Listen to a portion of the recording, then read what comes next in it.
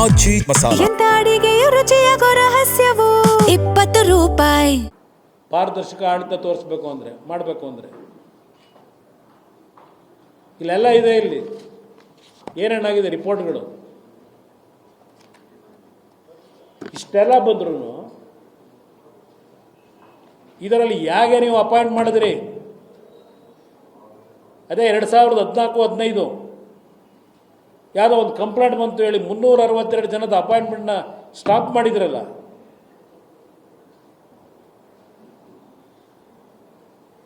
ಇದನ್ನು ಯಾಕಪ್ಪ ಕೊಟ್ಟೆ? ಅಪಾಯಿಂಟ್ಮೆಂಟ್ನ ಆಗಿದ್ದರೆ ನಿಮ್ಮ ಇಲಾಖೆಯಲ್ಲಿ ತರಾತುರಿಲಿ ಕೊಟ್ಟಿದ್ದಾಕೆ?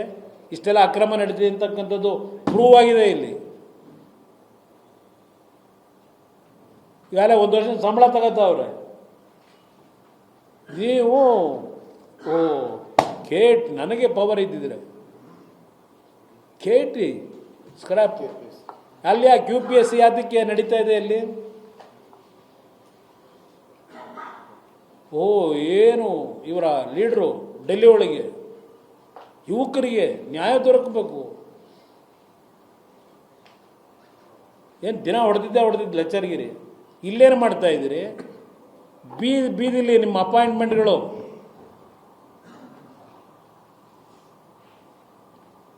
ಇವತ್ತು ನೀವು ನೇಮಕ ಮಾಡಬೇಕು. 18 ಜನ ಮೆಂಬರ್ಸ್ ಇವತ್ತು ಈ ಸರ್ಕಾರದಲ್ಲಿ ಮಾಡಿರೋದು KPSC ಮೆಂಬರ್ಗಳನ್ನ 18 ಜನ. ಯಾವ ಆಧಾರದ ಮೇಲೆ ಮಾಡಿದ್ರಿ ನಿಮ್ಮ ಸಚಿವ ಸಂಪುಟಗಳಲ್ಲಿ? ಇಷ್ಟೆಲ್ಲ ಮಾತಾಡೋದು ನಿಮ್ಮ ಸಚಿವ ಸಂಪುಟದಲ್ಲಿ ಇದು ನಡೀತಿರೋ ತಪ್ಪು ಅಂತ ನೀವು ಮಾತಾಡೋಕ್ಕೆ ಯೋಗ್ಯತೆ ಇಲ್ಲ ನಿಮಗೆ?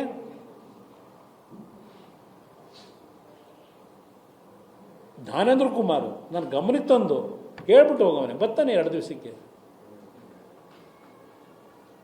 ನೀವೇ ಅಲ್ವ ಹೇಳಿಕೆ ಕೊಟ್ಟಿರೋರು? ಗೃಹ ಇಲಾಖೆ ನಿಮಗೆ ಗೊತ್ತಿಲ್ವ? ಎಲ್ಲವನ್ನಂತ ಗೊತ್ತಿಲ್ವ? ಈಗ ಅಲ್ಲಿ ಎಷ್ಟು ಶಿಸ್ತುಬದ್ಧವಾಗಿ ನಿಮ್ಮ ಇಲಾಖೆ ನಡೀತಾ ಇದೆ. ನೀವು ಬಂದ ಮೇಲೀಗ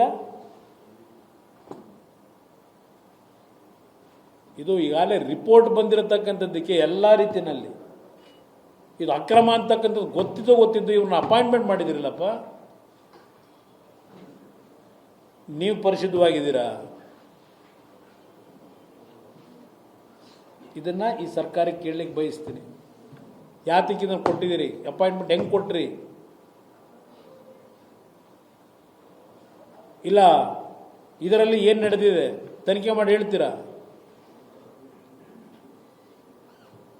ಇದು ಈ ರಾಜ್ಯದಲ್ಲಿ ಎಲ್ಲ ಸಂಸ್ಥೆಗಳನ್ನು ಕೂಲಿಗೆಡಿಸಿರೋದು.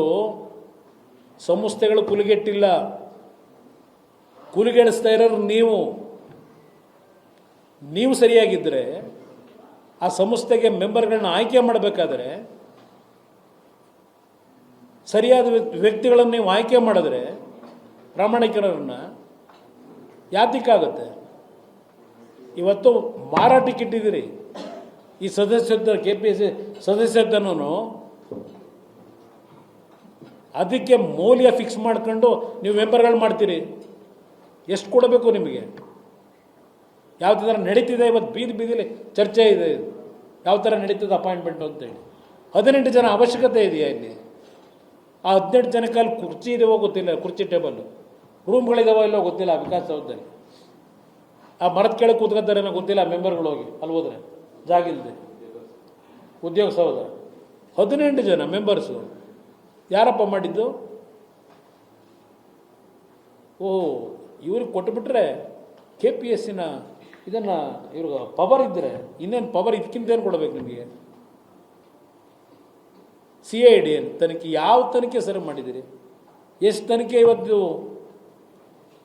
ತನಿಖೆ ರಿಪೋರ್ಟ್ ತಗೊಂಡು ತೀರ್ಮಾನಗಳು ತಗೊಂಡಿದ್ದೀರಪ್ಪ ನಿಮ್ಮ ಸಚಿವ ಸಂಪುಟದಲ್ಲಿ?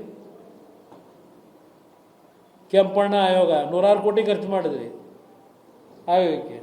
ಎಲ್ಲೋಯ್ತದು? ಜಯಚಂದ್ರ ಸದನ ಸಮಿತಿ ಅದು ಎಲ್ಲೋಯ್ತಪ್ಪ? 2014 KPSC CID ತನಿಖೆ ಅದು ಎಲ್ಲೋಯ್ತಪ್ಪ? ತನಿಖೆ ಯಾರು ದುಡ್ಡು ತಗೊಂಡ್ರಪ್ಪ? ಎಲ್ಲಿ ಕಂಡುಹಿಡಿದ್ರಿ? ಯಾರ ಅಕೌಂಟಿಂದ ದುಡ್ಡು ಎಷ್ಟಿದೆ ಅಂತ ತಗೋದ್ರಿ? ಏನು ತನಿಖೆ ಮಾಡ್ತೀರಿ? ಇದಕ್ಕೂ ಒಂದು CID ತನಿಖೆ ಅಂತ ಈಗ ಇಡೀದಾಯ್ತು. ಈಗ ಇವರು CID ತನಿಖೆ ಮುಚ್ಚಾಕೋದಿಕ್ಕ ಇಲ್ಲಿ ನಡೆದಿರೋ ಅಕ್ರಮಗಳನ್ನೆಲ್ಲ ಈಗ ಸಿ ಐ ಡಿ ತನಿಖೆ ಮಾಡೋದು ಇದಕ್ಕೆ ಪಶುವೈದ್ಯ ಅಭ್ಯರ್ಥಿಗಳದು. ಏನು ದಿನ ಕ್ಯಾಮ್ರಾ ಮುಂದೆ ಹೇಳಿದ್ದು ಪ್ರತಿನಿತ್ಯ. ಸ್ವಲ್ಪ ನಾಲಿಗೆ ಬೀಗ ಹಾಕೊಳ್ಳಿ.